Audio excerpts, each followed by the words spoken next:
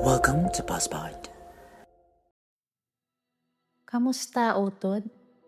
Let's talk about something we all struggle with, ang paghulat, ukon waiting. May study nga nagahambal, most people lose their patience after 17 minutes kung nagahulat sa linya. Kung nagahold sa phone, 9 minutes lang, ubos na ang pasensya.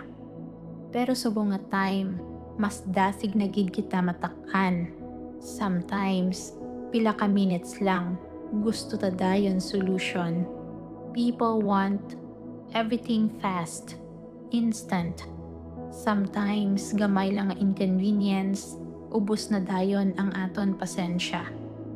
Sa James 5:7, ginahambal, "Be patient then, brothers and sisters, until the Lord's coming." See how the farmer waits for the land to yield its valuable crop, patiently waiting for the autumn and spring rains.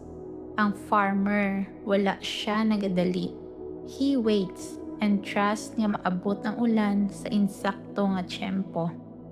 Sa kabuhita, daw pariho man kita sang farmer. We wait for breakthrough, answers, healing, or bisan simple nga right timing. Pero usually, gusto ta fast forward. Gusto ta subong na dayon. Tandaan naton nga ang patience hindi na siya matun-an sa comfort. It grows in waiting, in discomfort, in uncertainty.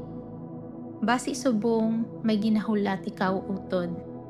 Trabaho, financial breakthrough, relasyon nga mag-okay, or bisan clarity sa direction sang imo kabuhi.